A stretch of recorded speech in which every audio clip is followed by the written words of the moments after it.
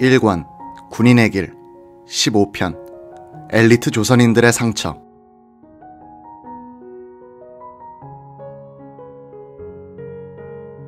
박정희 대통령은 1960년대 말 대구사범 동기생인 권상하 청와대 정보비서관에게 김영유신이란 붓글씨를 써보이더니 이것 알지? 라고 했다. 권 비서관은 대구사범 한문 시간에 염정권 선생이 시경에 나오는 주수구방 김영유신이란 글을 써놓고 주나라는 비록 오래됐지만 개혁으로서 천명을 새롭게 했다고 가르치던 것이 생각났다. 중국 서쪽 변두리의 한 작은 나라던 주의 무왕이 백의와 숙제의 소승적 의리론을 꺾고 군대를 일으켜 은혜 주왕을 죽이고 왕조를 창시하여 도탄에 빠진 민중을 구한다. 하늘이 은혜 내렸던 천명은 왕들의 실정으로 주에 넘어갔다. 이것이 천명을 바꾼 행위, 즉 혁명이다. 이 동양적 혁명 논리에서 박정희는 5.16의 정통성을 모색하려 했고 한 걸음 더 나아가서 제2의 혁명인 10월 유신의 정당성을 궁리하고 있었던 것이다. 명치유신이란 말도 시경의 이 글에서 유래한다. 근대화를 위한 일대 개혁을 혁명이라 부르자니 천황가가 단절된 것이 아니기 때문에 곤란했다. 오히려 오래된 나라 일본을 새롭게 탈바꿈시킨다는 의미에서 유신이 적절한 표현이라고 본 것이다.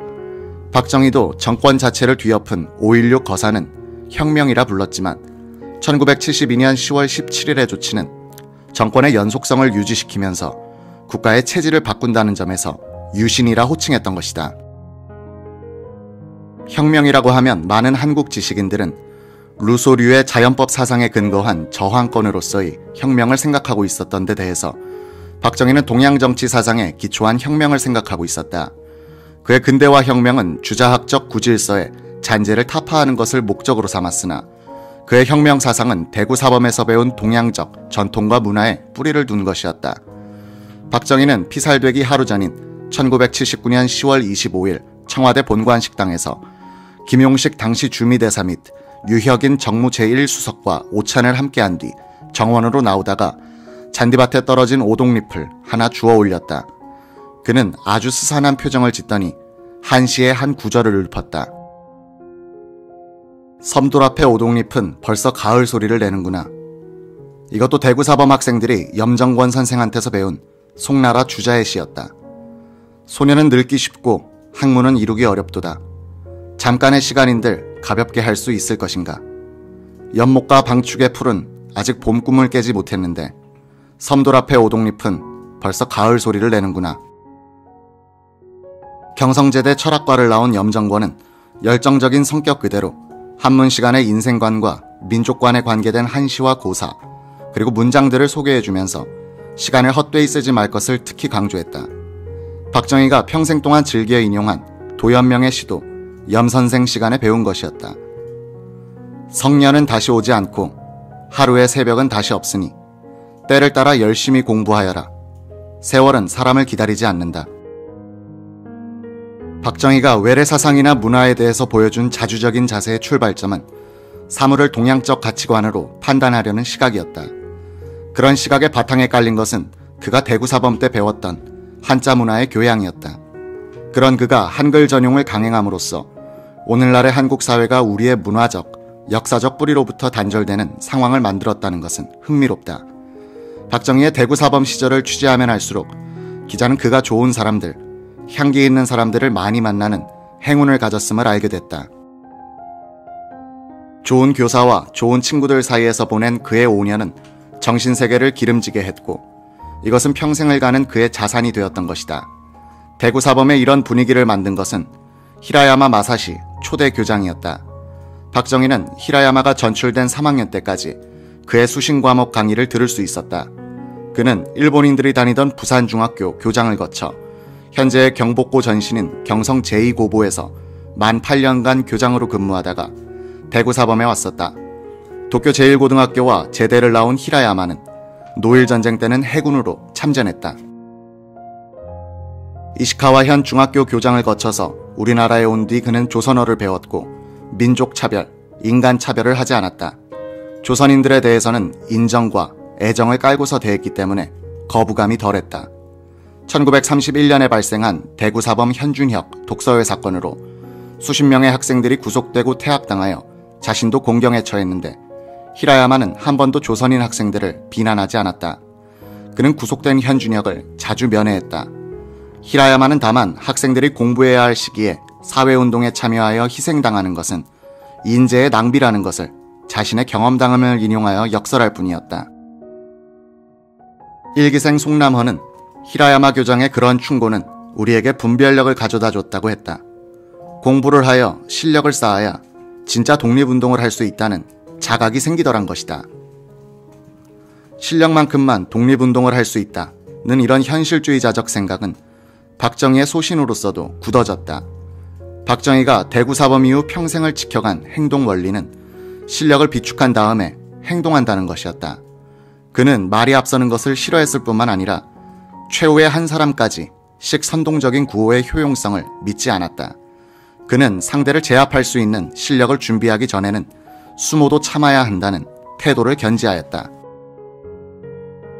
그는 또 이 실력을 총구에서 나오는 권력으로 정의하게 된다. 히라야마 교장에 대해서는 경성 제2고보의 조선인 학생들도 많은 감명을 받았다. 경복 70년사에는 이런 일화가 소개돼 있다. 1923년 9월 일본 관동 지방의 대지진으로 한국 교포가 많이 학살되었을 때 이와무라 교유가 학생들을 모아놓고 조선인들이 우물에다가 독약을 풀어넣고 하다니 라고 했다. 히라야마 교장이 그 말을 가로막고 교단에 오르더니 아직 잘 조사되지 않은 일을 여기서 왈가왈부 단정해서 말하는 것은 옳지 못하다고 해서 박수를 받았다. 히라야마 교장이 수신 시간에 박정희의 동기생들에게 가르친 말 가운데 사기생들이면 누구나 외우고 있는 말은 대학의 소인한거 위불선이다. 큰 체구에 온화한 노인 히라야마는 소인은 한가하면 못된 짓을 하기 쉽다. 그러므로 항상 부지런히 면학에 힘써 유혹에 빠지지 않도록 하라고 당부했다. 그는 이렇게 말하기도 했다. 내가 책임지고 가르치는 여러분은 소인 잡배가 아닙니다. 나는 여러분들을 대인으로 교육한다고 믿고 있습니다. 소인이면 한가해서 불선을 저지르지만 대인이면 한가하더라도 무엇인가 뚜렷한 마음으로 살아갑니다. 그것이 군자입니다. 여러분은 군자입니다. 여러분들이 하고 싶은 것을 하십시오. 한가함을 경계한 이런 가르침 또한 박정희에 의해 내면화된 것이 아닌가 생각될 때가 있다. 박정희는 촌음의 시간도 허비하지 않는 습관을 유지했다. 그는 대통령 시절에 낮잠이나 조는 모습을 보인 적이 없다. 친구 황용주에 따르면 그는 노래하고 춤추며 놀 때도 공부하듯이 진지하게 했다고 한다. 박정희는 메모, 일기, 편지 쓰기를 생활화한 사람이다. 취재 중 보통학교의 제자들, 스승들에게까지 보낸 그 수많은 박정희의 편지들을 접해보니 대한민국에서 가장 바빴을 사람이 이런 데까지 신경을 써가면서 글 쓸 시간을 어떻게 쪼갤 수 있었을까 하는 생각을 하게 됐다.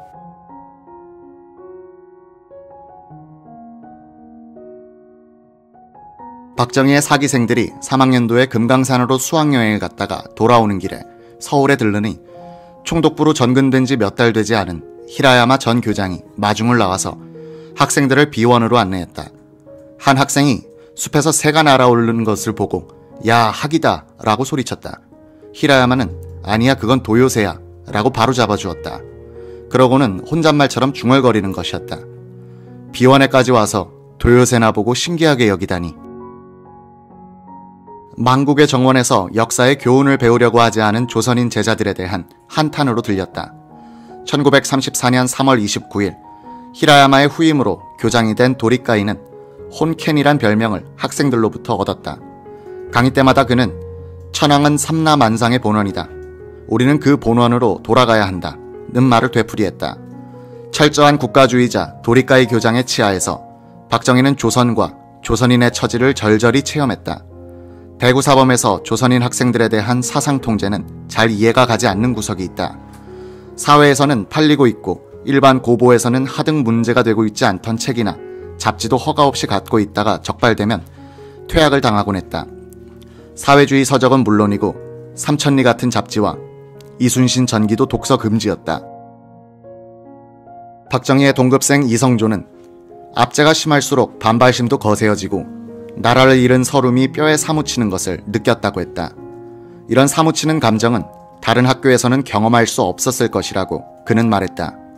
졸업 후에도 그런 감시는 계속되어 대구사범 출신 교사들이 부임하면 현지 경찰서 주재서에서는 몰래 하숙집을 뒤져 편지나 책들을 살펴보기도 했다. 대구사범의 항일 전통은 박정희가 졸업한 뒤에도 계속됐다. 1939년에는 근로봉사 작업장에서 조선인 학생들이 평소에 못되게 굴던 일본인 교사들을 구타했다가 7명이 퇴학됐다. 1941년에는 6기생들이 5학년 때 만들었던 우리 민요집이 뒤늦게 발각돼 교사로 근무하던 6기생 18명이 조사를 받았다. 이 해에는 또 8, 9, 10기생들의 항일 비밀 결사 조직이 반딧불이라는 문예지를 발간하는 등 민족혼을 깨우치는 운동을 하다가 발각됐다. 김영기 교사를 비롯한 수십 명이 구속됐다. 재판에 넘어간 학생이 34명, 그중 5명은 옥사했고 다른 사람들은 광복돼 풀려났다. 1937년 3월 20일 박정희를 비롯한 대구사범 4기생이 5학년 과정을 마치고 졸업했을 때 조선인 학생은 입학식 때의 90명에서 62명으로 일본인 학생은 10명에서 8명으로 줄어 있었다. 조선인 학생 탈락자 28명 중 대부분은 사회주의 서적들을 읽었다는 이유로 퇴학당했다.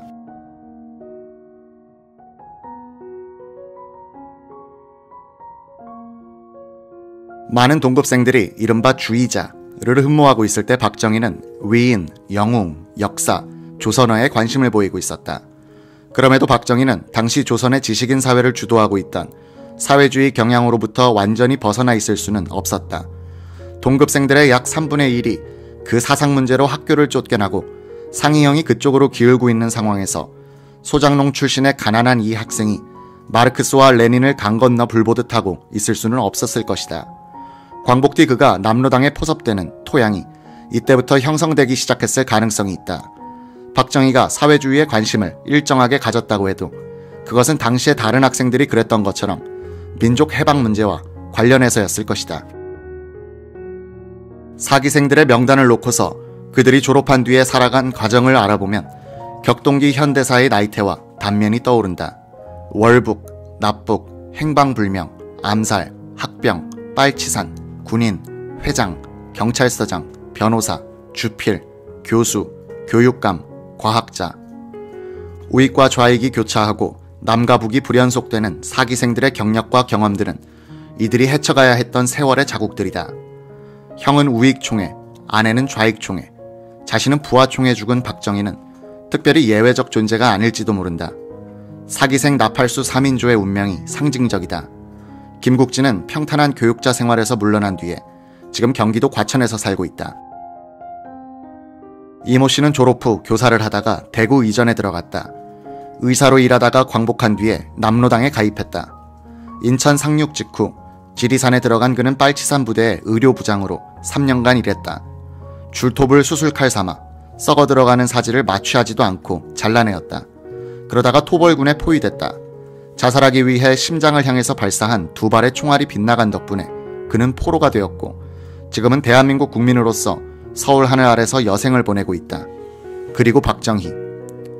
대구사범 사기생과 같은 시기에 도쿄 제국대학 법학부를 다녔던 조선인은 장경근 등 10명이었다. 이들은 모두 고등문관 시험에 합격했다. 한 사람을 제외하고는 모두 일제의 관리가 됐다. 몇 년 전 이들 9명의 운명을 추적해보았더니 납북자 1명, 월북자 1명, 6.25를 전후하여 요절한 사람 5명, 망명자 1명이었다. 정상적인 사회활동을 한 뒤에 천수를 누리고 있던 이는 인문관 한 사람뿐이었다.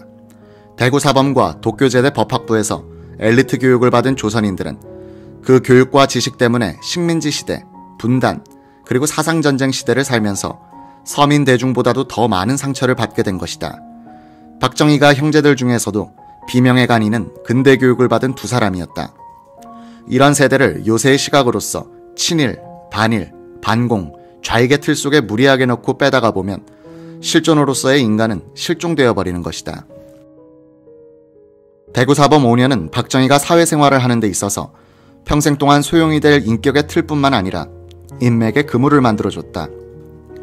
교련주임 아리카와 중자, 조선어 교사 김영기, 한문교사 염정권, 교육학교사 박관수, 김용화, 동기생 서정귀, 황용주, 권상하, 조중출, 왕학수, 이성조, 김병희, 장병엽. 이런 사람들은 박정희와 도움을 주고받으면서 사교성이 없는 그를 따뜻한 인간관계 속에 머물게 했다. 박정희를 유경수와 맺어준 것도 한기 후배인 송재천이었던 것이다. 박정희에게 있어서 대구사범이 가져다준 가장 큰 축복은 꼴찌로의 추락이었을지도 모른다. 그는 음지와 양지를 다같이 경험해봄으로써 인간차별을 하지 않게 되고 인정의 기미를 파악하여 바닥민심을 읽을 수 있는 눈치 같은 것, 그리하여 그들을 움직일 수 있는 방법을 터득했을 것이다. 이는 부잣집에서 태어난 뒤 일찍 출세해 서민들의 숨결을 접할 기회를 상실함으로써 먹고 사는 문제의 엄숙함을 모르고 대통령직을 수행하다가 참담한 실패를 기록한 김영삼과 대조된다. 박정희가 대구사범에서 모범생이었다면 강렬한 문제의식은 자라나지 않았을 것이고 혁명가의 길도 걷지 않았을 가능성이 높다. 그는 교사 더하기 군인은 혁명가의 공식을 살았다. 대구사범 교육은 교사와 군인, 즉 칼과 붓의 양면성을 지니고 있었다. 1937년 4월 초 만 20세의 박정희는 단신으로 경북 문경의 산간학교에 교사로 부임함으로써 우선 붓의 길에 접어든다.